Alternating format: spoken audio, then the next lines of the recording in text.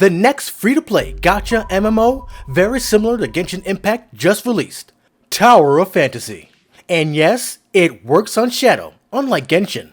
Looking to play a game like Genshin on Shadow? Here it is. Hopefully to stay. Want to see how it runs on Shadow? Well, let's get cracking. Now, coming from Genshin, I was surprised how similar the gameplay is, even though they come from different developers.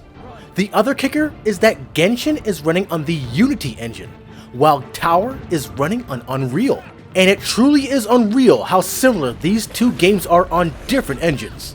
Now, I do have to say though, even though I never tested Genshin on Shadow, something tells me that Unity runs a little better than Unreal.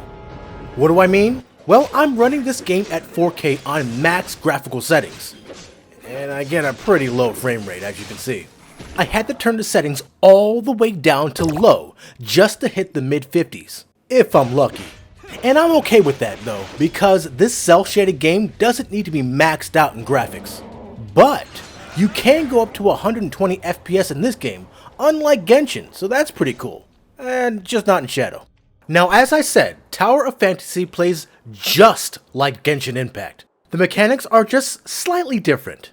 They do need to work out some kinks because I believe gameplay is a bit smoother with Genshin, like gliding and stuff. I mean, who wants to hit 2 to glide? But it's about 95% the same. Now, I do like the fact that they have a customizable character. That was a nice improvement.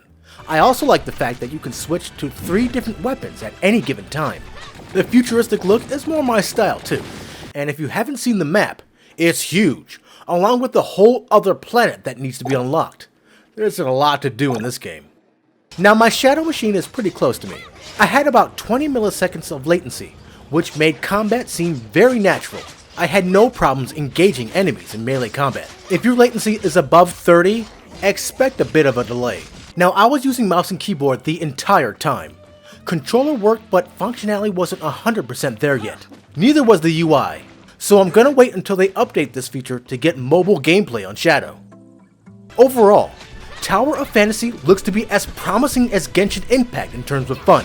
And since this publisher doesn't limit the game on virtual machines, at least not yet, I now prefer this game.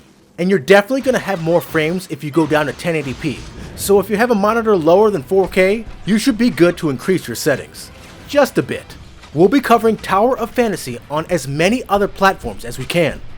If you like this overview of Tower of Fantasy on Shadow, give us a like. Also, don't forget to subscribe to get the latest news, gameplay, and comparisons on cloud gaming at the only place where you can do battle in gaming heaven, Cloud Gaming Battle. This is the Black Knight, ready for the long journey.